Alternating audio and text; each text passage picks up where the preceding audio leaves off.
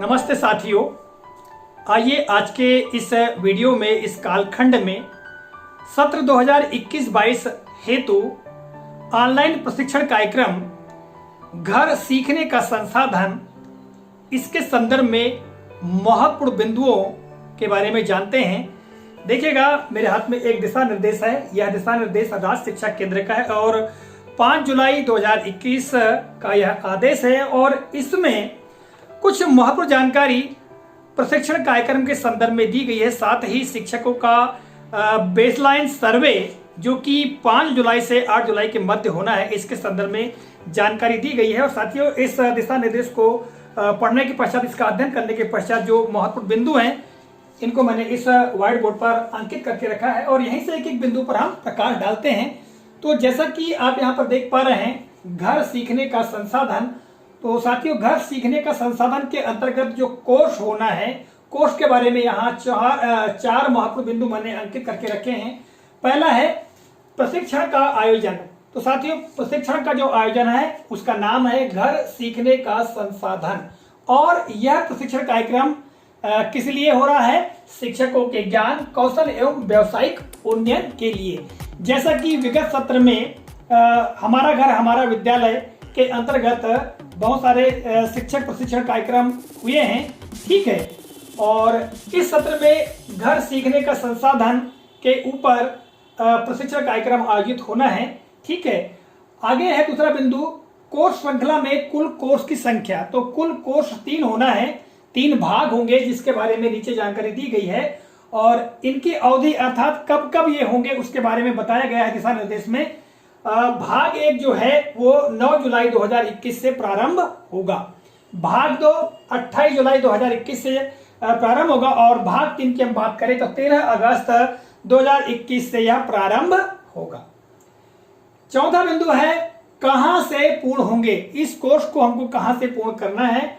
तो साथियों, जैसा कि विगत वर्ष में हमने दीक्षा पोर्टल के माध्यम से सारे ऑनलाइन प्रशिक्षण पूरे किए हैं, इस सत्र में भी दीक्षा पोर्टल पर ही सीएम राइज के अंतर्गत हम इन कोर्स को पूरे करेंगे, जैसा कि यहाँ पर बताया गया भाग 1, भाग 2, भाग 3, ठीक है। तो साथ ही कोर्स के संदर्भ में मैंने आपको जो मुख्य जानकारी है वो बताई है। फिर आगे हम बात करते हैं बेसलाइन सर्वे की। तो साथियों, जैसा कि मैंने आपको प्रारंभ में ही बताया कि यह जो बेसलाइन सर्वे है 5 जुलाई से 8 जुलाई के मध्य किया जाना है। इस संबंध में यहाँ पर भी 4 बिंदु मैंने अंकित किए हैं। पहला बिंदु है कि उक्त कोर्स पर शिक्षकों के विचार जानने हेतु यह जो बेसलाइन सर्वे किस लिए होना है, ये जो कोर्स होना है भाग 1, भाग 2, भाग 3 घर सीखने का संसाधन, इसके ऊपर तो इसमें शिक्षकों के अपने क्या विचार हैं, इनको जानने के लिए बेसलाइन सर्वे होना है।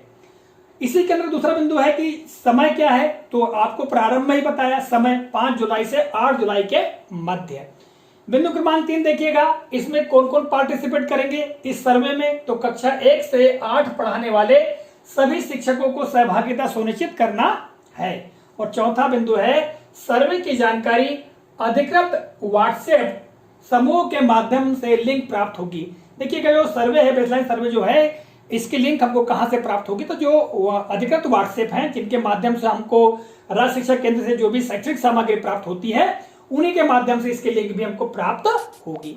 तो ये बेसलाइन सर्वे के संदर्भ में जो महत्वपूर्ण बातें हैं, महत्वपूर्ण बिंदु हैं, उनके बारे में बताया। आगे हम बात करते हैं शैक्षिक संवाद कार्यक्रम की। तो साथियों, इसी कोर्स के अंतर्गत शैक्षिक संवाद कार्यक्रम 9 जुलाई 2021 को YouTube लाइव के माध्यम से होने वाला है। जैसा कि यह दिशा निर्देश आपको मैंने बताया, इस दिशा निर्देश में यह जानकारी दी गई है।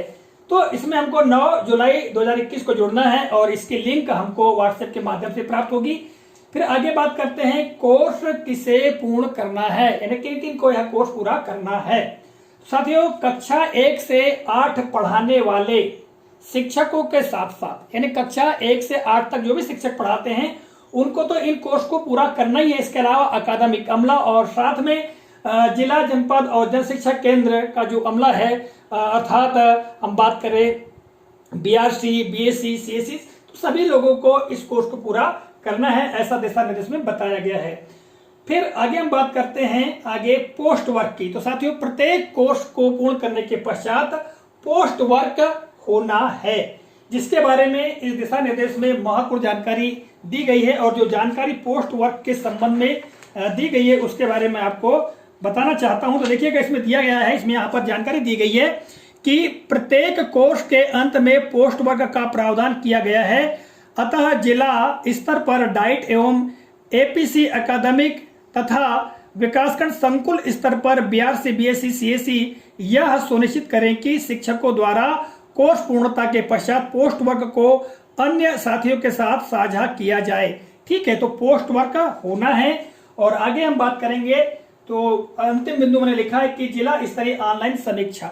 साथियों, यहाँ पर जिला स्तरीय ऑनलाइन समीक्षा के संदर्भ में जानकारी दी गई है। बताया गया है कि डाइट स्तर से प्रत्येक कोर्स के पश्चात जिला स्तरीय ऑनलाइन समीक्षा बैठक आयोजित की जाए, जिसमें कोर्स अंतर्गत सुझाई गई गतिविधियों, अकादमिक बिंदुओं एवं अन्य घटकों पर चर्चा की जाए। ठीक है, तो ये कुछ महत्वपूर्ण बिंदु दिए गए हैं। और अंत में दिया गया है हमारे शिक्षक हमारे प्रेरणा स्रोत। और इसके अंतर्गत जानकारी दी गई है कि सभी अकादमिक अधिकारी उन शिक्षकों की सभी स्तरों पर प्रशंसा करें जो कोर्स पूर्णता के पश्चात कोर्स की सीख अपने बच्चों तक सफलतापूर्वक लेकर जा रहे हैं, उनकी प्रशंसा की जाए, ऐसा कहा गया है।